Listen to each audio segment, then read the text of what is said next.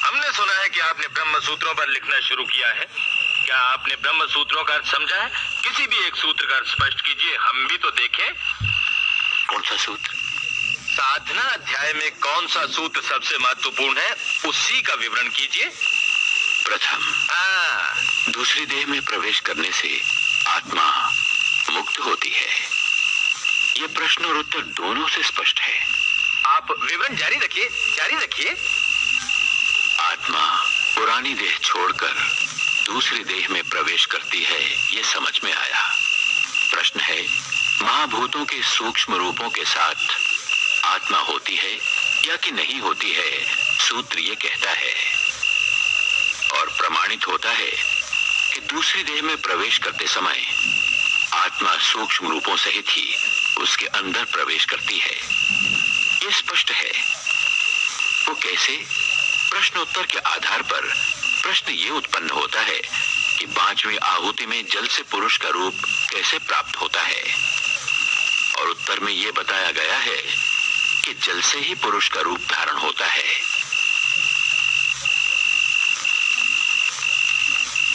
बस अगर दूसरी देह में प्रवेश करते समय आत्मा महाभूतों के सूक्ष्म रूप के साथ ही जाती है, तो 5वीं आहुति में ये जल से पुरुष का रूप कैसे धारण कर लेती है? सुनिए, मैं प्रथम आपकी शंका का निवारण करता हूँ कुछ उदाहरणों से जो सिद्ध हुए हैं पुरातन काल से सूत्रों द्वारा। गौतम, ये लोक की अग्नि है, सूर्य इसकी समिधा है, किरण इसका धुआं है, दिन इसकी ज्वाला है, चंद्र अंगार है, नक्षत्र इसकी चिंगारियां हैं। इस अग्नि में देवता श्रद्धा की आहुति देते हैं।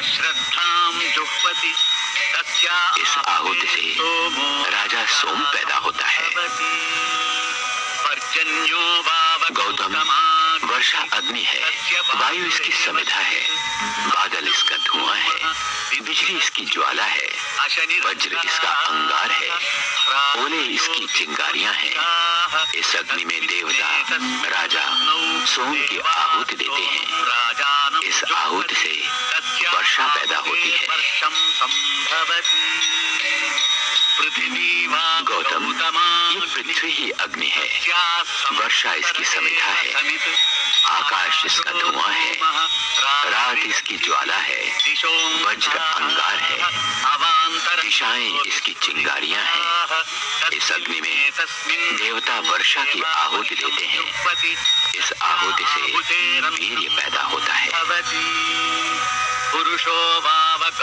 गौतम, पुरुष ही अग्नि है, उसकी वाणी समिधा है, जीभ ज्वाला है, आंखें अंगार हैं, कान चिंगारियां हैं।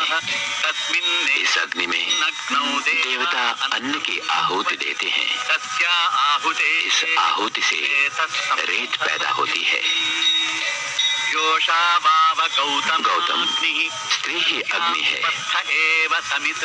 पुरुष का लिंग समिधा है, मैथुन के लिए बुलावा धुआं है, योनि ज्वाला है, लिंग का भीतर बैठना अंगार है, मैथुन का आनंद चिंगारियां हैं।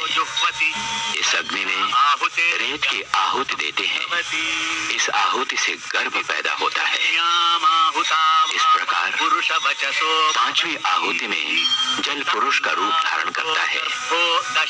9 या 10 महीने तक गर्भ झिल्ली से ढका रहता है और बाद में पुरुष पैदा होता है।